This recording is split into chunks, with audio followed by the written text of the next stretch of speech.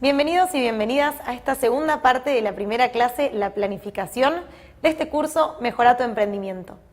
Vamos a trabajar 5 diferentes puntos. En primer lugar, ¿qué es la planificación? En segundo lugar, ¿cuál es la situación inicial y cuál es la situación deseada?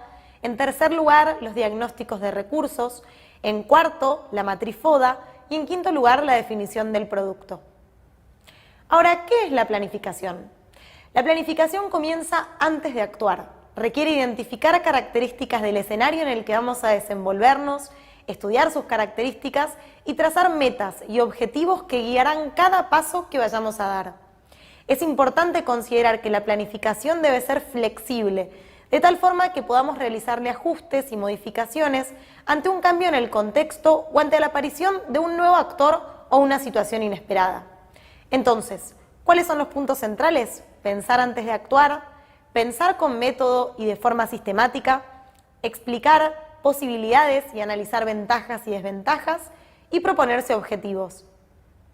Pero ¿por qué es importante la planificación? La situación es la siguiente: o sabemos planificar o estamos obligados a la improvisación. De manera tal que mis acciones de hoy determinan lo que va a ocurrir mañana. Pensalo de esta forma: te toca cocinar esta noche y tenés invitados en tu casa. ¿Qué haces? Seguramente pensás y elegís qué menú preparar y en función de eso realizás la compra de los ingredientes.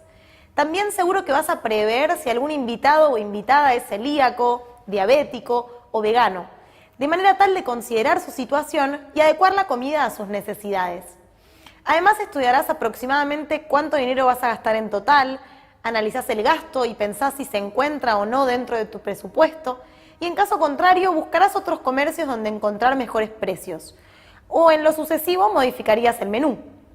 Puede que pienses en una división de roles para realizar la cena: quien se ocupa de cocinar, de poner la mesa y los cubiertos, otra persona se encargará de lavar los platos al finalizar y alguien de secarlos y guardarlos. En definitiva, estamos de acuerdo en que no se te ocurre ponerte a cocinar sin tener todos estos asuntos resueltos.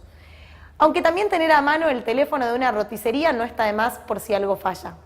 Todos estos elementos son parte de una planificación, al igual que la capacidad de reacción para actuar y resolver un problema en caso de que algo previsto pueda fallar. En cuanto a los conocimientos, estamos de acuerdo en que debes contar con nociones de gastronomía para cocinar, de matemáticas para hacer los cálculos, las compras a realizar y otros saberes que, según lo que vayas a hacer, vas a necesitar. Tenés que dominar técnicas, por ejemplo, usar la cuchilla, cortar en juliana, saltear ingredientes, entre otros. El mejor dominio de cada técnica junto con la experiencia te va a permitir tener una mejor calidad en los productos finales y también poder realizarlo en menor tiempo. Es muy importante que incorporemos a la planificación como una herramienta central de nuestro proyecto. Si no planificamos, estamos a merced de cualquier situación repentina que pueda ocurrir. Ahora, veamos cómo se pasa de una situación inicial a una situación deseada. Frente a la situación inicial, tenemos dos posibles caminos. O bien pensamos estas acciones, las ejecutamos y seguimos nuestra planificación, llegando a una situación deseada, planificada, o bien tenemos acciones ejecutadas sin objetivo definido o de arrastre por la corriente, lo que obviamente nos llevaría a una situación futura no planificada. Para poder planificar, entonces, es necesario identificar las características que posee la situación en la que estamos inicialmente, los recursos con los que contamos, cuál es el recorrido que hemos transitado, de dónde venimos, cuáles fueron nuestras experiencias previas, nuestros aciertos y errores, los aprendizajes y saberes ya incorporados. Planificar también requiere conocer el contexto. Si vamos a fabricar productos textiles, por ejemplo, debemos conocer cuáles son las técnicas vigentes, la cantidad y calidad de los y los actores participantes, sus modos de acción, sus precios, sus proveedores. Ahora, ¿qué son las estrategias?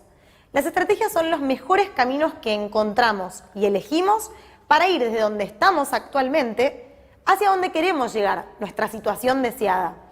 Tener visión estratégica es conocer los pasos y acciones que permiten concretar los objetivos propuestos, de manera que alcancemos obviamente la situación deseada.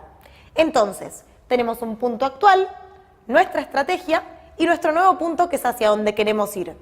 Para planificar necesitamos información de los distintos aspectos que van a hacer viable llegar a donde queremos.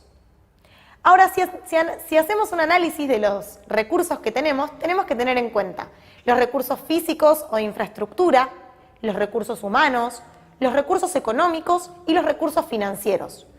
Justamente debemos realizar el diagnóstico para identificar el perfil de nuestro proyecto socioproductivo, el alcance y escala que le daremos, los recursos con los que contamos y los faltantes para iniciar la actividad.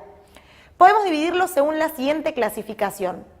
Los recursos físicos y de infraestructura que había nombrado anteriormente aluden al lugar en el que desempeñaremos la actividad y sus dimensiones. Las características de las instalaciones, por ejemplo, las máquinas, las herramientas con las que contamos para producir los bienes o prestar servicios. En cuanto a los recursos humanos, que aunque entendemos que las personas no son recursos sino trabajadores y trabajadoras, nos referimos a todos aquellos y aquellas que van a estar participando del microemprendimiento en alguna parte del proceso del trabajo, sea en la administración, la comercialización, la producción, el control de calidad, etc. Los recursos económicos se refieren a los ahorros o dinero que serán utilizados para la compra de insumos, materia prima, reparación de algún artefacto, entre otros. Ahora, los recursos financieros, que obedecen al dinero al que será posible acceder en formato de préstamos o créditos, tendrán como destino poner en funcionamiento la actividad, cumplir con oportunidades de negocio, hacer frente a imprevistos, ampliar la escala, comprar una máquina o incluso mejorar la calidad de la producción.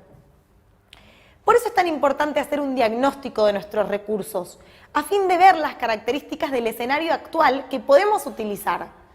Por un lado, este cuadro de diagnóstico tiene como objetivo que podamos reconocer cuáles son los recursos con los que contamos, pero también identificar quién es dueño de aquellos que nos faltan.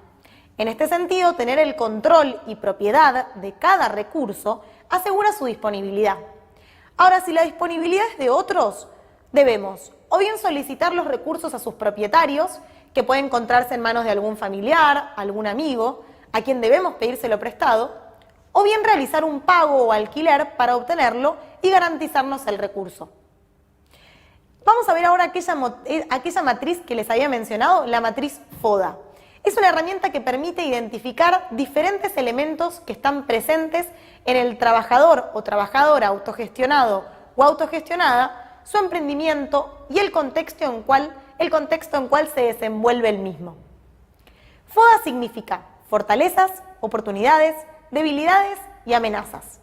Con ella podremos caracterizar nuestro escenario actual, sus particularidades, el contexto del que formamos parte y los principales elementos que construyen nuestra realidad. En cuanto a las fortalezas, debemos identificar los recursos, situaciones, antecedentes que nos posicionan con solidez ante el desafío de iniciar o desarrollar nuestra actividad. En tanto que por el lado de las debilidades, debemos poder identificar y enumerar los aspectos negativos del proyecto. Será importante distinguir la naturaleza de las debilidades, de modo tal que podamos dominarlas y minimizar sus efectos. Es fundamental conjugar las fortalezas y las debilidades en el contexto en el que nos desempeñamos. En casos concretos, la irrupción de una pandemia y la necesidad de comercializar por Internet y sin efectivo es una oportunidad para quien domina esos recursos. Sin embargo, se convierte en una amenaza en el caso que no haya destinado tiempo y recursos a dominar esas herramientas. En otro ejemplo, podríamos nombrar la situación de un taller textil que tiene grandes posibilidades de crecer y de progresar en el caso que la política económica e industrial proteja la industria local. A la vez que se encuentra en problemas si se alienta y promueve el ingreso de productos importados de similar o mejor calidad a mucho menos precio. Lo mismo ocurre con las condiciones de financiamiento, las tasas de interés, el incremento de tarifas y el incremento de los costos de producción, entre otros. Ahora, ¿qué define el producto? Bueno, podríamos tener en cuenta una combinación entre dos aspectos: ideas y saberes de los propios asociados y asociadas y las necesidades de los consumidores y consumidoras. No alcanza con que solo tengamos información sobre cómo hacer el producto. También debemos saber si alguien lo quiere comprar, dónde se vende y cómo lo podemos financiar. Es que el producto es aquello que ofrecemos a nuestros clientes. Puede ser un bien material, un servicio o una combinación de ambos. No puede ser definido y elaborado teniendo en cuenta únicamente lo que sabemos hacer, nuestras ideas o deseos. Las necesidades del consumidor, con sus costumbres y hábitos, también deben ser consideradas en la elaboración de un producto. En último punto, entonces, ¿cuáles son los aspectos a considerar en la fabricación de un producto?